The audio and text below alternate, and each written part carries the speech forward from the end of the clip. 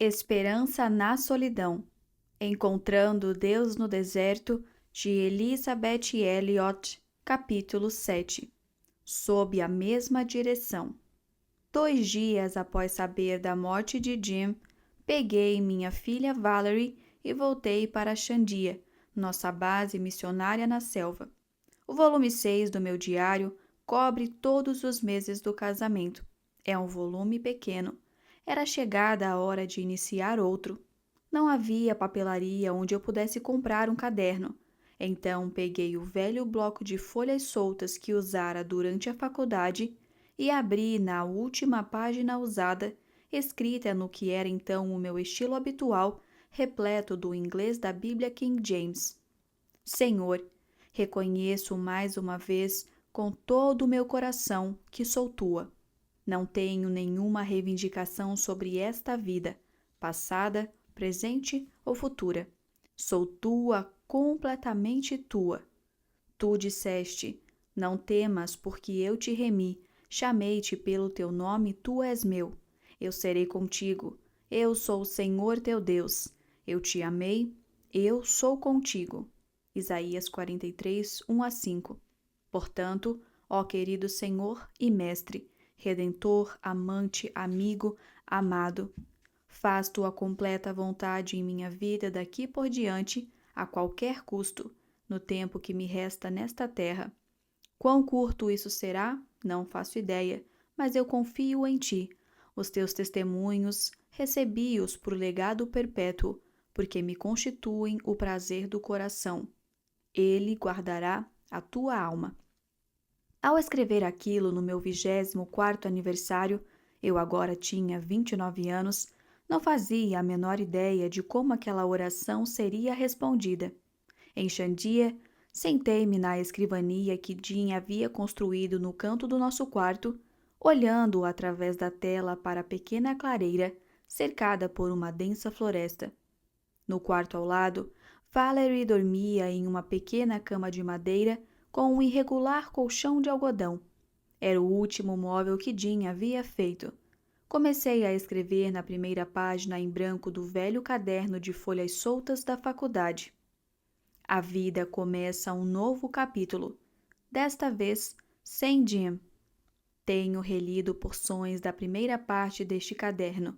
É quase profético. Aqueles foram dias nos quais Deus estava me ensinando a encontrar satisfação nele mesmo, sem Jim, mas sempre estava presente a esperança de que algum dia ele nos daria um ao outro. Ele o fez em 8 de outubro de 1953, 2 anos e 3 meses juntos. Se tua casa ficar mais cheia, Senhor, por ficar um pouco mais vazia a minha casa na terra, que rica recompensa será tal galardão. M. Carmichael. Essas palavras me ocorrem repetidamente. A paz que tenho recebido certamente excede todo entendimento. Enquanto cuidava do meu trabalho em casa, na estação com os índios, eu encontrava paz ao erguer os olhos para o Pai das Luzes, de quem vem toda boa dádiva e todo dom perfeito. Digo que encontrei paz, não digo que não estava solitária. Eu estava, terrivelmente. Não digo que não estivesse de luto. Eu estava, muito dolorosamente.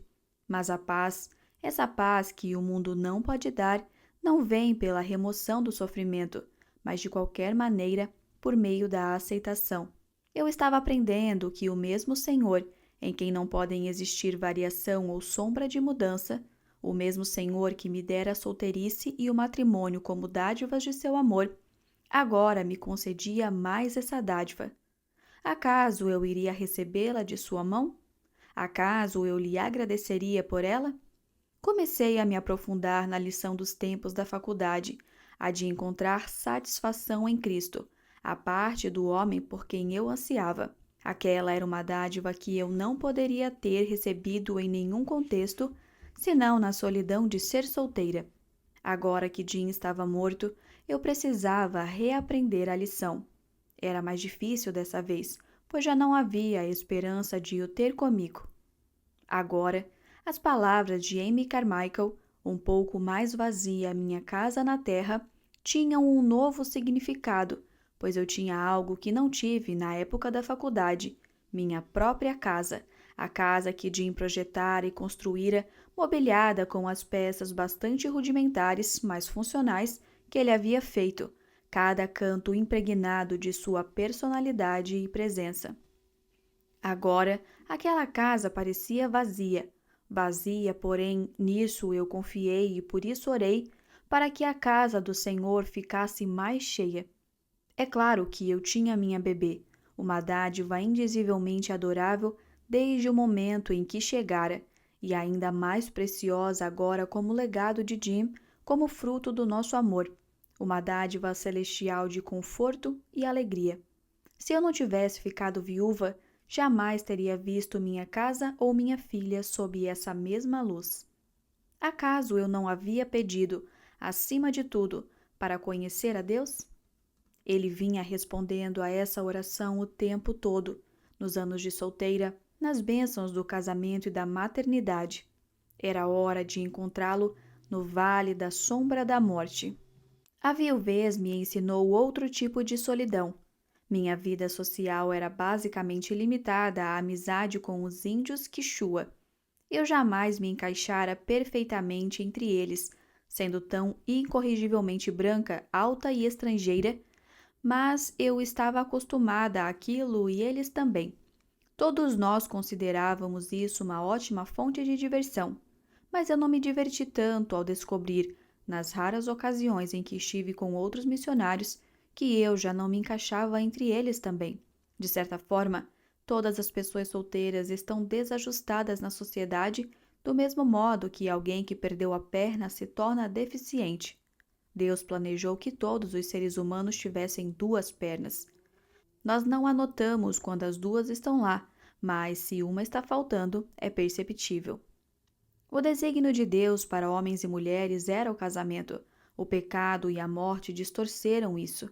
A educação pública agora procura fazer da comunidade, e não da família, a unidade social básica, já que a família, no sentido tradicional, se tornou uma raridade. Ainda nos lembramos do que Deus planejou por família: uma mãe, um pai e os filhos que eles juntos trouxerem ao mundo. Esse tipo de família se tornou tão incomum que precisou receber um nome: a família nuclear, que representa apenas uma pequena porcentagem do que a Receita Federal chama de lar. Apesar desse moderno embaralhamento de normas ancestrais, encontros sociais ainda são frequentemente compostos pelo que nós, às vezes frouxamente, chamamos de casais. Como viúva, nunca gostei de segurar vela.